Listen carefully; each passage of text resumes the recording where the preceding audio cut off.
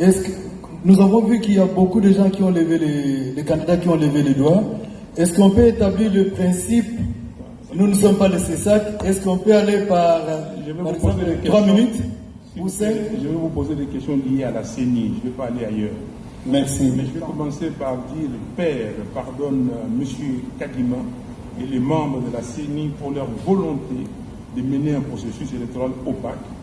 Et Père, merci d'avoir fait que leur crime ne soit pas parfait. Je vais commencer par là, parce que nous sommes venus ici, comme dit Augustin Matata, par politesse. Ce n'est pas ça ce que nous avons demandé. On vous a demandé une réunion entre les candidats présidents de la République et la CENI pour se fixer, se convenir des règles du jeu. Et vous venez ici comme si vous amenez les écoliers, vos écoliers au zoo et leur dire voici les espèces d'animaux qui existent dans le monde. Non. Ça c'est quoi exactement ça? Mais regardez, M. Kadima, membre de la CENI, voilà les rapports des 68 pages de l'OIF. Voilà comment l'OIF fait la synthèse.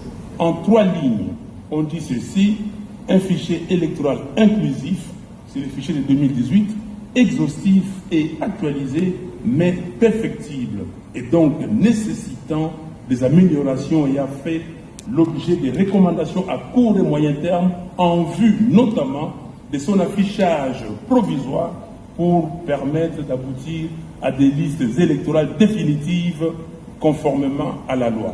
68 pages. Vos amis ont fait un audit, ça que j'ai ici, ce torchon de 137 pages. 137. Il n'y a rien. Dans ce document, il n'y a même pas le nombre d'électeurs qui ont été enregistrés par la CENI. Il n'y a pas une recommandation pertinente. La recommandation qu'ils ont donnée, veillez donner aux candidats, au candidat président de la République une liste expurgée pour, monter la confiance. Et vous ne l'avez pas fait. Vous ne l'avez pas fait. Le 30 juin, vous nous avez dit que vos auditeurs ont demandé des données de liste. Je vous avais dit que c'était une exigence légale. Allez consulter les articles 6 et 8 de la loi électorale. Donc, nous sommes là, nous sommes venus ici, et vous nous présentez cela. Vous dites ici que vous avez dépensé déjà 800 ou reçu 800 millions de dollars, et au total, vous allez en recevoir 1,1 milliard pour ces pays où les gens souffrent. Il y a 27 millions de Congolais qui cherchent à manger. On cherche de l'argent, on ne trouve pas. Vous dépensez de l'argent pour faire des atlas ici, je ne sais pas quel marché, qui a gagné ces marchés, et venir ici nous présenter ces documents. Monsieur Kadima, les fichiers électoraux, c'est l'essentiel, c'est la base des élections. La question que je vous pose, est-ce que nous irons aux élections avec 43 955 181 électeurs ou comment? Pourquoi je pose cette question? Aujourd'hui, vous avez recommencé le processus d'enrôlement des électeurs. Il y a des gens qui vont pour se faire délivrer des duplicata, ils arrivent là-bas, ils ne trouvent pas leur nom. J'ai fait l'expérience même ici chez vous. J'ai envoyé 10 cartes d'électeurs, parce qu'on peut le faire ici. J'ai reçu 4 où on a trouvé les noms. Et les autres, on n'a pas retrouvé les noms. Et à la cité, quand on ne retrouve pas les noms, on demande à ces requérants de remplir une nouvelle fiche. Donc, ça devient un nouvel électeur. Nous allons avec combien d'électeurs? Et qui est fou dans ce pays, dans ce monde, pour accepter d'aller dans un processus où on ne connaît pas le nombre d'électeurs? Moi, je vous ai dit, et je le répète, on vous a utilisé parce que vous êtes spécialiste d'observation électorale, vous connaissez toutes les fraudes qui existent en Afrique et vous venez ici pour proposer ces fraudes-là. Parce que l'imprimante thermique a été utilisée à dessein et vous saviez que les données, les écritures allaient disparaître. Pourquoi maintenant vous achetez des imprimantes normales? Donc, je vous pose une question. Dites-nous, à la date d'aujourd'hui, dans combien d'antennes vous avez déployé cette liste? combien d'antennes ont déjà reçu des listes et combien d'antennes ont fiché ces listes.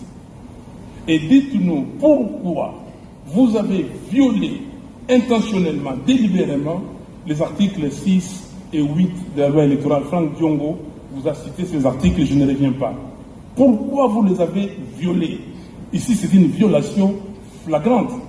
Et dites-nous, je vous donne un exemple. J'ai beaucoup d'exemples ici, il n'y a pas de temps. À Kabeya Kamwanga, il y a un centre qui avait enrôlé 959 électeurs. Mais la liste qu'on amène là-bas reprend seulement 26 électeurs. Ok? Comment vous justifiez ça? Je peux vous donner d'autres cas.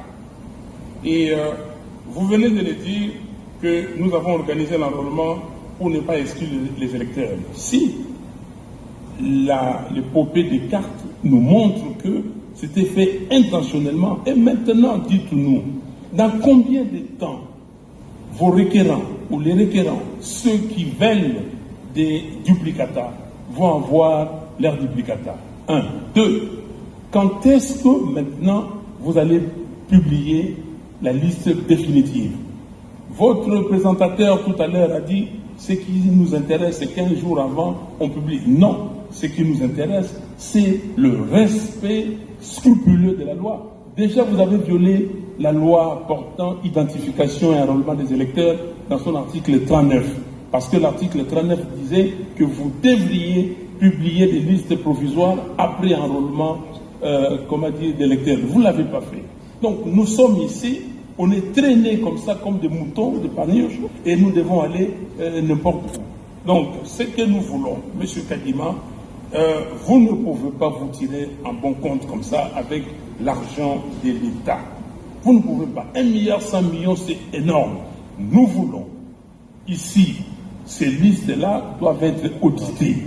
Nous voulons que vous nous présentiez, s'il vous plaît, les fichiers électoraux. Le fichier ne peut pas être corrompu. C'est l'élément essentiel du vote. On va aller voter comment? Donc, beaucoup de gens ici vont dans les centres, ils ne trouvent pas leur nom.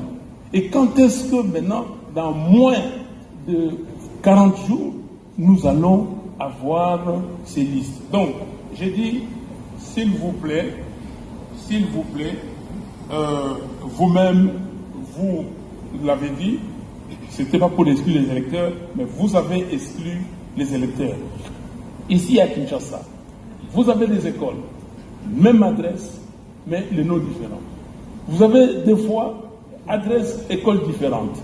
Donc, qu'est-ce qui se passe réellement? Donc, vous venez ici, vous appelez les corps diplomatiques, on va dire, voilà, tout ça, on va signer les codes de conduite. Qui est fou ici pour signer un code de conduite?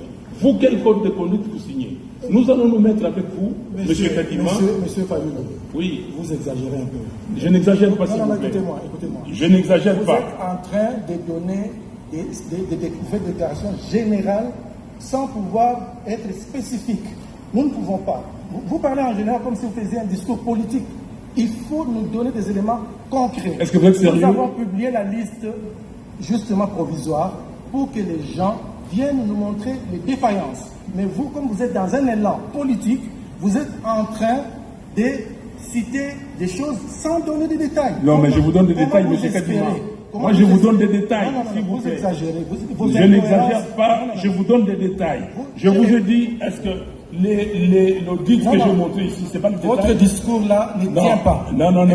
Vous appelez un document un torchon, oui. Et en même temps vous recourez aux recommandations de ce document. Vous vous contredisez. Non, je ne me contredis pas, je ne recours pas. Il faut arrêter ça. Les recommandations, c'est les recommandations de l'audit de l'OIF.